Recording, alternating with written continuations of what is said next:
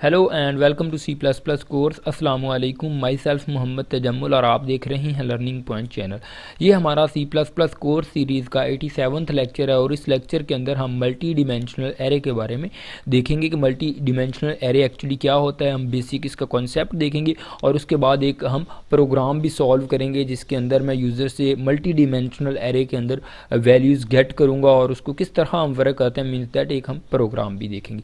तो चलिए basic concept समझते हैं कि मल्टी डिमेंशनल एरे होता क्या है। इंशाल्लाह इस कॉन्सेप्ट की अगर आपको समझ आती है तो आप कोड का भी आपको पता चल जाएगा और बेसिकली जो बेसिक चीज़ होती है कॉन्सेप्ट होता है और उसके साथ आपको फिर प्रोग्रामिंग तो हो ही जाएगी कि कॉन्सेप्ट अगर कवर होगा तो आपका कि एक्चुअली मल्टी डिमेंशनल एरे होता क्या है। देखिए टू डिमेंशनल एरे की अगर हम बात करें तो इसमें हमारे पास ये नंबर ऑफ़ रोज़ होती थी, इस तरह हम डिक्लेयर करवाते थे और उसके बाद ये जो हमारे पास नंबर ऑफ़ कॉलम्स होते थे। It's okay, it's fine.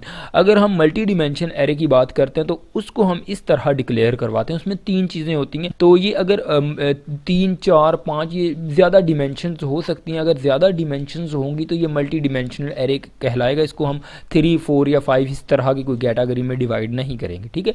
तो हम बात कर रहे हैं मल्टी डिमेंशनल एरे की। तो मैं यहाँ पे 3 डिमेंशंस ले रहा हूँ। आप 4 डिमेंशन भी ले सकते हैं, 5 डिमेंशन भी ले सकते हैं, वो बात की बात है। एक दफ़ा आप बेसिक 3 डिमेंशन के साथ समझ लें।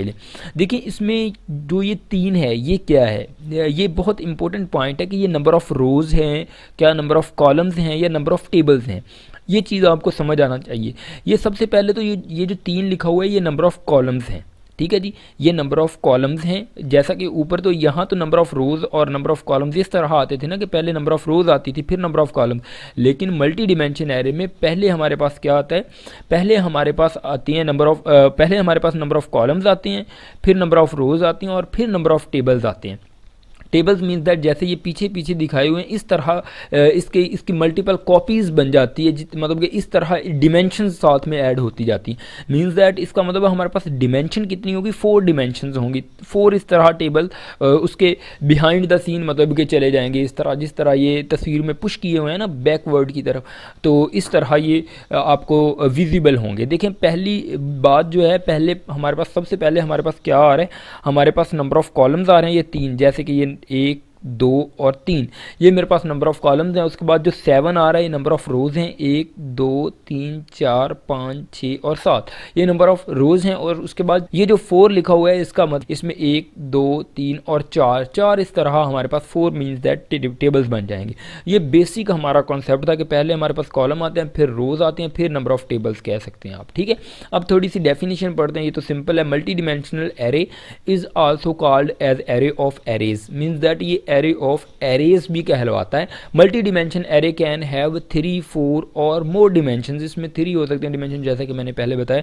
ये बेसिक सा एक कॉन्सेप्ट था। अब हम प्रोग्राम की तरफ मूव करते हैं और इसको देखते हैं कि किस तरह हम इसको डिक्लेयर करवा पाते हैं, किस तरह इसमें वैल्यू गेट करते हैं और कैसे इसके साथ हम प्रोग्राम करेंगे। चलें जी स्टार्ट किया मल्टी डिमेंशन एरे का प्रोग्राम राइट करना। मैंने ये हेडर फाइल वगैरह तो पहले लिख ली हैं। अब मैं डिक्लेयर करवा रहा हूँ हमारा एरे जिसमें हम 3 डिमेंशन रखेंगे, ठीक है। ARR के नेम से मैं एक एरे ले रहा हूँ जिसके अंदर नंबर ऑफ़ कॉलम्स 2 होंगे, उसके बाद नंबर ऑफ़ रोज़ आती हैं, नंबर ऑफ़ रोज़ भी 2 होंगी और इसके बाद हमारे पास टेबल्स नंबर ऑफ़ टेबल्स 3 हम यहाँ पे डिक्लेयर करवाते हैं। मीन्स दैट इस तरह हमने एक मल्टी डिमेंशन एरे या 3 डिमेंशन एरे को हमने डिक्लेयर करवा लिया है।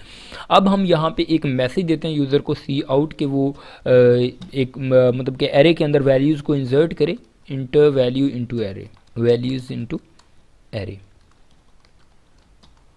और इसके बाद हम क्या करते हैं, हम लूप यूज़ करेंगे, for loop int i is equal to 0 जब तक आई हमारा लेस देन और जब तक हमारा आई लेस देन और इक्वल रहेगा 1 के, क्योंकि हमारा पहले नंबर ऑफ़ हमारे पास कॉलम्स हैं तो कॉलम्स हमारे पास 2 हैं, तो इसलिए 2 टाइम हमारी आउटर फॉर लूप ये ट्रू होगी। और उसके बाद आई के अंदर मैं क्या कर रहा हूँ, प्लस प्लस कर रहा हूँ। उसके बाद इस फॉर की बॉडी, इसके बाद जो इनर फॉर होगा ये नंबर ऑफ़ रोज़ के लिए मैं यहाँ पे यूज़ कर रहा हूँ।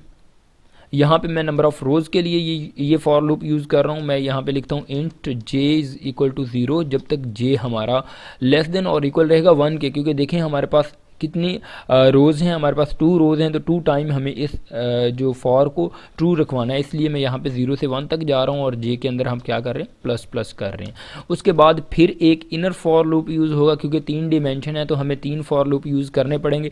एंड वाला जो ये वाला लूप है ये टेबल्स के लिए यूज़ होगा, तो इसलिए इसको 3 टाइम हम ट्रू रखेंगे, मीन्स दैट 0 से 2 तक लेके जाएंगे। यहाँ पे इंट मैं यहाँ पे लिखता हूँ के वेरिएबल 0 से स्टार्ट करते हैं जब तक हमारा के लेस देन और इक्वल होगा 2 के, और के के अंदर मैं क्या कर रहा हूँ, प्लस प्लस कर रहा हूँ। ठीक है जी। और इसके बाद यहाँ पे सिंपल हमें क्या करना है, सी इन करना है और एरे का हमारे नेम लिखना है, ARR है, और उसके बाद सबसे पहले हमने आई पास करना है। आई के अंदर हमारे पास क्या पड़ा होगा, सबसे पहली जो ये कॉलम के लिए है, उसके बाद रो कॉलम के लिए ये चीज़ है, ये फॉर कॉलम के लिए, ये फॉर हमारी रो के लिए, और ये वाली फॉर हमारे टेबल्स के लिए। तो सबसे पहले आई पास करेंगे, फिर जे पास करेंगे और इसके बाद के पास करेंगे। ठीक है, इस तरह हमारे 3 फॉर लूप यूज़ होंगे और हम यूज़र से वैल्यूज़ को गेट कर पाएंगे इस तरह। ठीक है जी। उसके बाद इन वैल्यूज़ को अगर सी आउट करवाना है तो मैं इसको Ctrl+C करता हूँ और उसके बाद इस जगह पे Ctrl+V करता हूँ। सिंपल हमें क्या करना है, यहाँ पे सी आउट लिखना है और हमारे एरे के अंदर जो भी वैल्यू पड़ी होगी वो हमें नज़र आ जाएगी। यहाँ पे मैं लिखता हूँ सी आउट और इस जगह पे फाइनली हमारा जो प्रोग्राम है इस जगह पे, बल्कि थोड़ी सी स्पेस भी हम दे देते हैं इस जगह पे। तो ये फाइनली हमारा प्रोग्राम कंप्लीट हो चुका है। अगर मैं यहाँ पे एंडल यूज़ करूँ तो बेहतर होगा, ताकि हम एक सीक्वेंस में हमें टेबल नज़र आ सकें। तो मैं यहाँ पे लिखता हूँ सी आउट और एंडल यूज़ करता हूँ, जो हमारी सेकंड आउटर लूप है, इसके बाद मैं यूज़ कर रहा हूँ सी आउट और एंडल। उसके बाद आप इस जगह पे एक बॉर्डर भी लगा लें, लाइन भी लगा लें, ताकि आपको वाज़ह पता चल सके कि यहाँ से हमारी आउटपुट स्टार्ट हुई है। तो मैं यहाँ पे एक लाइन लगाता हूँ, ओके, और इस जगह पे मैं एंडल यूज़ करता हूँ। ठीक है जी। अब हम देखते हैं कि हमारी आउटपुट किस तरह जनरेट होती है। मैं यहाँ पे गेट ch लिखता हूँ और हमारा प्रोग्राम कंप्लीट हो चुका है। मैंने ये थोड़ा सा जल्दी में समझाया है क्योंकि होप्स हो कि आपको बहुत ज़्यादा पता चल गया होगा एरेज़ के बारे में, क्योंकि हम काफ़ी देर से कर रहे हैं। हमने 1 डिमेंशन किया, उसके काफ़ी ज़्यादा प्रोग्राम किए। 2 डिमेंशन फॉर लूप पे काफ़ी ग्रिप है, इसलिए आपको पता होगा कि वर्किंग किस तरह हो रही है। सो चलें इसको कंपाइलर रन करते हैं तो देखते हैं हमारे पास आउटपुट क्या आती है। मैं कोई भी डमी नेम देता हूँ और देखते हैं। देखिए मेरे पास आउटपुट आ चुकी है। इस जगह पे लिखा हुआ है इंटर वैल्यूज़ इनटू एरे, जो कि ये वाला मैसेज हमें शो हो रहा है। ठीक है जी। इसके अंदर टोटल वैल्यू हम कितनी देंगे, देखिए हमारे पास आ रहा है 2 2 और 2, मीन्स दैट 2 कॉलम है, 2 रोज़ हैं और 3 टेबल हैं। इसका मतलब है 2 2 4 4 हैं, 12 वैल्यूज़ हमें देनी पड़ेंगी, मीन्स दैट 12 वैल्यू हम देंगे। मैं यहाँ पर इंटर कर रहा हूँ 1 2 3, उसके बाद 4, उसके बाद 3, उसके बाद 7 6 8, उसके बाद 3, उसको कोई भी आप नंबर दे सकते हैं। यहाँ पे मैं 12 वैल्यूज़ इंटर करता हूँ और उसके बाद मैंने जैसे ही इंटर पे प्रेस किया तो सारी वैल्यूज़ 3 टेबल बन गए। इस जगह आप इस टेबल को एक कंसीडर करें 2x2 का, और ये 2x2 का एक टेबल कंसीडर करें, और इसको 2x2 का एक ये वाला एक कंसीडर करें अलहदा से।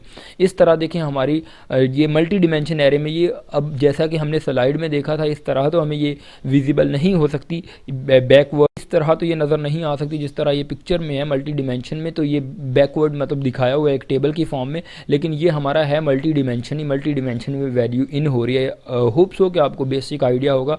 मेमोरी में ये हो सकता है एक कंसेक्टिव वे में हो, या अगर कंसेक्टिव ही होंगी डेफिनेटली, क्योंकि ये हम लिंक लिस्ट वगैरह इसके अंदर अप्लाई नहीं कर रहे। तो होप्स हो कि गाइज़ आपको बेसिक आइडिया हो गया होगा कि मल्टी डिमेंशन एरे में हम किस तरह वैल्यूज़ को इन करते हैं, आउट करते हैं और किस तरह इसके साथ वर्क करते हैं। ठीक है जी। अगर एनी क्यूरी हो तो आप मुझसे पूछ सकते हैं, कोई मसला नहीं है।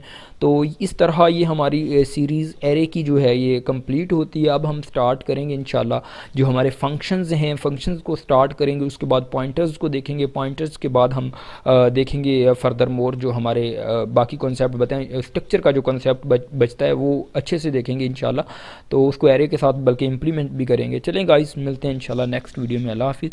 हाँ, अगर ये आपको मेरा लेक्चर अच्छा लगा हो तो आप मेरे चैनल को सब्सक्राइब कर लें काइंडली। अल्लाह हाफिज़।